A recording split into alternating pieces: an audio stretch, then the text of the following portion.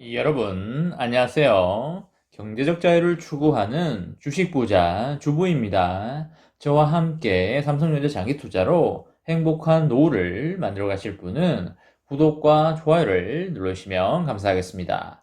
저와 함께 하시면 100% 희망찬 노후가 기다리고 있다는 말씀을 드리고요. 불안한 노후 저와 함께 걱정 없이 날려보내시기 바랍니다. 이번 시간에는 삼성전자 오늘도 떨어지는데 팔아야 하나요? 라는 내용에 대해 이야기를 해보겠습니다. 여러분, 오늘도 행복하고 즐겁게 잘 보내시기 바랍니다. 오늘도 삼성전자가 몇백 원 빠지는 모습을 보여주고 있는데요. 배당금이 나오는 날이기 때문에 떨어져 줘서 더 많은 주식수를 담을 수 있어서 정말 좋은 것 같습니다. 오늘은 주가가 떨어지고 내일은 주가가 왕창 올라줄 수도 있기 때문에 어쨌든 주식을 사고자 하는 날에는 주가가 비싸지 않은 게 매우 중요한 건 당연한 것입니다.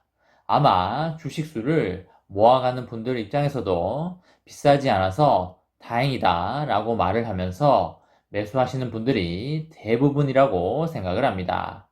물론 시세 차익 실현에 목적이 있으신 분들은 이렇게 주가가 떨어지면 힘이 빠지고 의욕이 없어지는 것은 부인할 수가 없는 사실일 겁니다.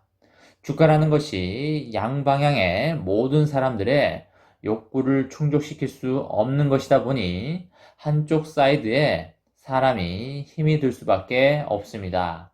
예를 들어서 반대로 주가가 많이 오르면 시세 차익형 투자자들에게는 좋지만 주식수를 모아가야 하는 사람들에게는 비싸게 사야 하니까 좋지 않게 되는 것입니다.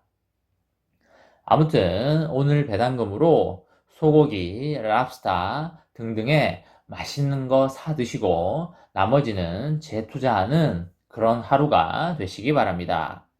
메모리 반도체 업황에 정점 우려가 불거진 뒤에 외국인과 기관은 삼성전자 주식을 공격적으로 팔았고요. 이 물량을 고스란히 개인 투자자들이 받았습니다. 개인 투자자들의 삼성전자에 대한 엄청난 믿음으로 거의 다 받아내고 있는데요. 정말 우리나라 개인들 대단한 것 같습니다. 업황 정점 우려를 제기한 게 외국계 증권사라는 점에서 일부러 삼성전자의 주가를 끌어내렸다고 보는 것이 합리적이라고 생각을 합니다. 그리고 최근에 이재용 부회장이 가석방되어서 적극적으로 투자에 나설 수 있을 것이라는 기대감이 있기 때문에 절대 주식을 팔거나 절망할 상황은 아니라고 생각을 합니다. 삼성전자는 지난 4일에 82,900원을 기록한 뒤에 8거래일 동안 10% 정도가 하락해서 74,200원에 거래를 마쳤었습니다. 올해 1월 11일에 고점인 96,000원 선과 비교를 하면 20% 정도 하락한 수준이 되겠습니다. 이 기간 동안 외국인과 기관은 각각 6조 그리고 2천억 원어치를 팔았는데요. 특히 외국인의 삼성전자 매도는 지난 11일부터 5조 정도가 되고 있습니다. 모건 스탠리가 메모리 반도체 겨울이 오고 있다는 제목의 보고서를 통해서 D램 가격의 활력이 떨어지고 있다며 삼성전자의 목표 주가를 89,000원으로 내렸습니다. 반면에 개인 투자자는 5일에서 17일 사이에 6조 원어치의 삼성전자 주식을 매수를 하였습니다. 모건 스탠리의 보고서가 나온 지난 11일 이후에도 5조를 더 매수를 하였습니다. 이런 걸 보면 개인들의 삼전에 대한 믿음이 확고하다는 걸 알 수가 있겠습니다. 지금 사서 떨어지면 추가 매수를 하겠다는 사람도 있고요. 종목과 사랑에 빠질 때는 아니지만 과대한 낙폭 구간에서 매집할 가치가 매우 높은 기업이라고 보는 의견들도 많습니다. 여전히 삼성전자의 주가에 대해서 여러 가지 의견들이 나오고 있습니다. 간밤에 뉴욕 증시에서 필라델피아 반도체 지수가 좀 하락하면서 부정적인 전망이 예상이 되었는데요. 아니나 다를까 오늘 삼성전자의 주가가 소폭 빠지고 있는 모습입니다. 개인 투자들의 희망의 바탕에는 이번 반도체 기업 주가 급락을 촉발시킨 계기가 외국계 증권사였다는 점이 깔려 있는 듯 보입니다. 모건 스탠리의 보고서에 앞서서 홍콩계의 증권사인 CLSA도 올해 4분기부터 내년 4분기까지 D램과 낸드 플래시의 평균 판매 단가가 25% 정도 하락할 것이라는 보고서를 내놓은 바 있습니다. 여러분, 이번이 처음 있는 일은 아닌데요. 과거에도 외국계 증권사에서 부정적인 보고서가 나온 뒤에 해당 증권사 창구를 통해서 매도 물량이 쏟아졌고 이에 맞춰서 공매도 거래도 급증한 사례가 많습니다. 대표적인 사례가 지난 5월 말 크레디트 스위스가 LG화학에 대해서 매도 보고서를 낸 뒤에 이틀 동안 이 회사 시가총액이 6조 원 넘게 증발한 일이 있었습니다. 당시에 크레디트 스위스는 LG화학의 매도 상위 창구에 이름을 올렸었고요.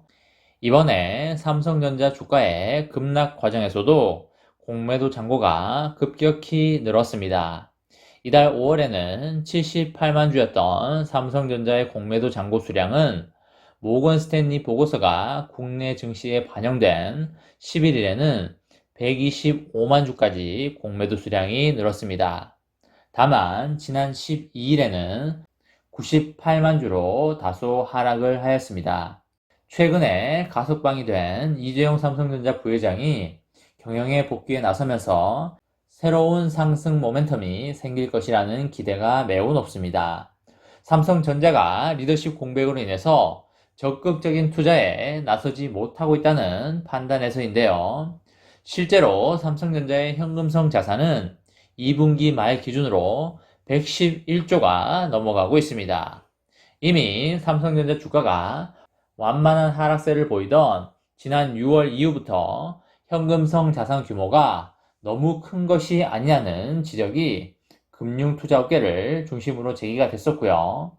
금리가 높지 않아서 큰 이자 수익을 기대할 수 없는 상황에서 자본을 효율적으로 활용하지 못한다는 분석이 많았기 때문입니다.